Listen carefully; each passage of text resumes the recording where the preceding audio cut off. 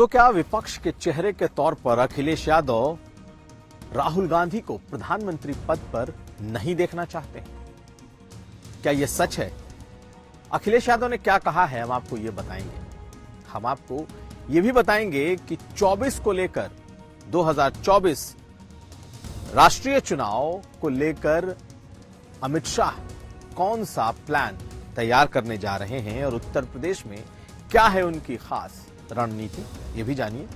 और साथ साथ मुख्यमंत्री योगी आदित्यनाथ का वो ट्वीट जो उन्होंने 31 दिसंबर की रात को किया था। नमस्कार, मैं हूं कुमार अभिषेक, आप देख रहे हैं यूपी तक। हम हाजिर हैं अपना न्यूज शो आज का यूपी लेकर। तो अमित शाह उत्तर प्रदेश के दौरे पर आने वाले हैं। उत्तर प्रदेश के दौरे के क्या खास मायने हैं? दरअसल 2024 के चुनाव को लेकर बीजेपी ने एक खास रणनीति बनाई। उसे लगता है कि 2024 2014 और 2019 से अलग होने जा रहा है।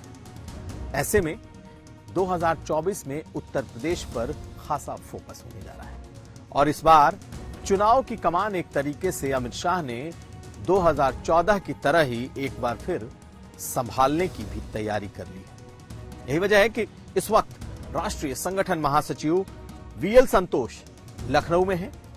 पार्टी पदाधिकारियों और संगठन के तमाम मोर्चों की, नेताओं की, मंत्रियों की, विधायकों की बैठकें ले रहे हैं। उनके फीडबैक के बाद 16 और 17 जनवरी को अमित शाह उत्तर प्रदेश आने वाले हैं और उत्तर प्रदेश में 16 तारीख को वो पूर्वांचल में होंगे, जबकि 17 तारीख को पश्चिमी उत्तर प्रदेश में होंगे।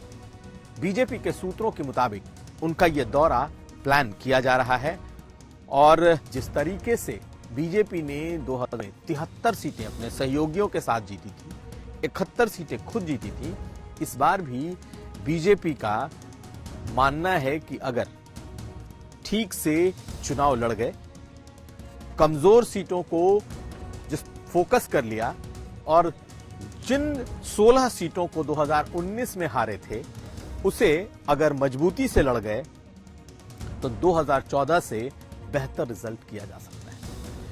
अमित शाह का जो प्रोग्राम टेंटेटिव तौर पर यानी कि अनकन्फर्म तौर पर अभी आया है, उसमें 16 तारीख को वो अंबेडकर नगर और बलरामपुर में होंगे। बलरामपुर में जो श्रावस्ती सीट है वो सिर्फ 5000 वोटों से बीजेपी हारी थी, उस पर उनकी खासी नजर है।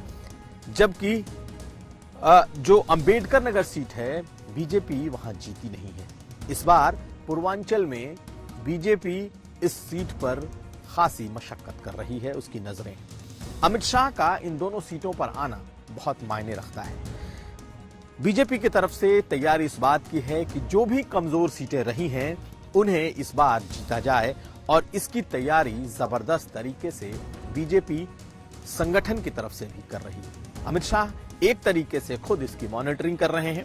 उसी तरीके से सहारनपुर और बिजनौर, ये दो ऐसी सीटें हैं पार्लियामेंट की जिस पर कहा जा रहा है कि 17 तारीख को अमित शाह उत्तर प्रदेश में होंगे। यानी 16 को अंबेडकर नगर और बलरामपुर और 17 तारीख को सहारनपुर और बिजनौर। सहारनपुर बीजेपी 22,000 वोटों से हारी थी, उसे लगता है कि वो इस सीट को जीत सकती है। और बिजनौर 70,000 वोटों से हारी थी, उसे लगता है कि यहां पर भी वो मेहनत करेगी।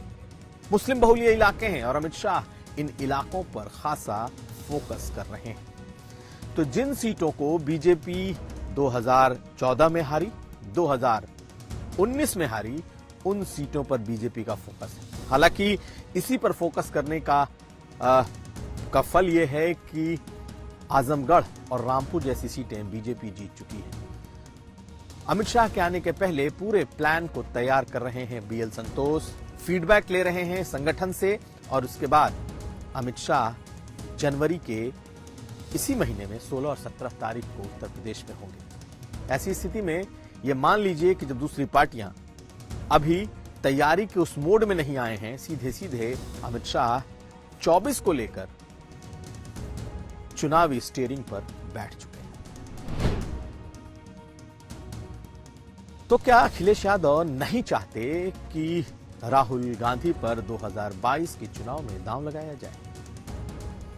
राहुल गांधी ने अखिलेश यादव को अपने भारत जोड़ो यात्रा का निमंत्रण भेजा था, लेकिन तल्खियां इतनी बढ़ी कि कई बार अखिलेश यादव ने कहा कि उन्हें कोई निमंत्रण नहीं था। हालांकि अब उन्होंने वो चिट्ठी भेजी है जिसमें उन्होंने भारत जोड़ो यात्रा की शुभकामनाएं दी हैं। लेकिन एक दिन पहले अखिलेश यादव ने सैफई में जब उनसे यह सवाल किया गया कि क्या जिस तरीके से कमलनाथ ने कहा है कि 2024 में अखिलेश यादव विपक्ष की तरफ से प्रधानमंत्री का चेहरा होंगे, तो अखिलेश यादव ने क्या जवाब दिया, पहले ये सुनिए।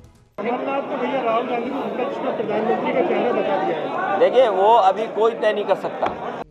तो अखिलेश यादव ने कहा कि यह तय नहीं है, यानी कि कांग्रेस बेशक अपने सबसे बड़े नेता को पीएम के तौर पर प्रोजेक्ट करे, लेकिन क्षेत्रीय पार्टियों में सबसे बड़े दल के तौर पर सबसे बड़े राज्य के का जो प्रतिनिधित्व कर रहे हैं अखिलेश यादव, उन्होंने मानने से इनकार कर दिया है। अखिलेश यादव यही नहीं रुके, उन्होंने राहुल गांधी पर खूब जमकर हमले भी बोले थे, और खासकर तब जब राहुल गांधी ने यह कहा था कि समाजवादी पार्टी का नेशनल पर्सपेक्टिव नहीं है, राष्ट्रीय फलक पर उसके विचार नहीं है। सुनिए उस पर अखिलेश यादव ने राहुल गांधी को कैसा जवाब दिया। मैं ये कहना चाहता हूं कि अगर आप समाजवादी पार्टी को देखें तो उनके पास एक नेशनल विचारधारा नहीं है।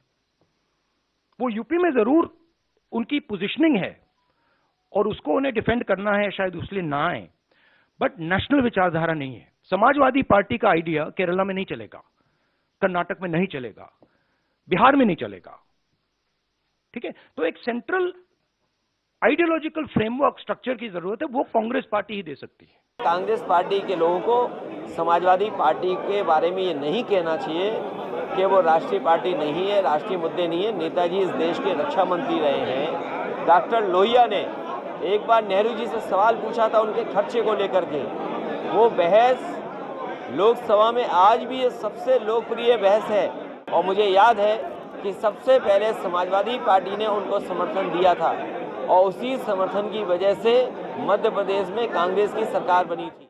तो फिलहाल अखिलेश यादव राहुल गांधी को प्रधानमंत्री का कैंडिडेट मानते नहीं दिख रहे। एक बात साफ है कि कांग्रेस भले ही अपने नेता को प्रधानमंत्री के तौर पर प्रोजेक्ट करे, या राहुल गांधी 2024 को लेकर चाहे जितनी मेहनत करें, लेकिन क्षेत्रीय पार्टियां अभी राहुल गांधी को सीधे सीधे स्वीकार करने को तैयार नहीं दिखाई दे रही, यानी कि इस पर अभी काफी माथापच्ची होनी बाकी है।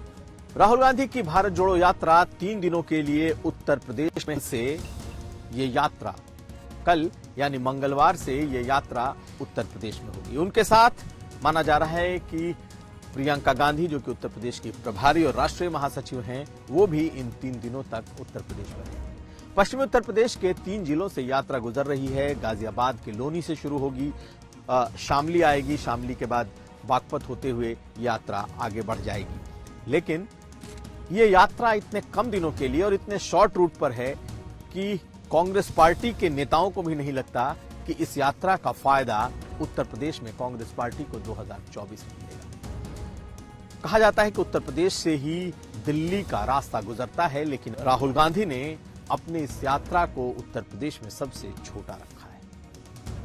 अब देखना यह है कि क्या उनके कार्यकर्ता इस यात्रा के बाद एनर्जाइज होते हैं, क्या उनमें उत्साह लौटता है कि 2024 में वो राहुल गांधी के लिए रास्ता बना सके। और अब आखिरी खबर के तौर पर हम आपको योगी आदित्यनाथ का वो एक ट्वीट दिखा रहे हैं।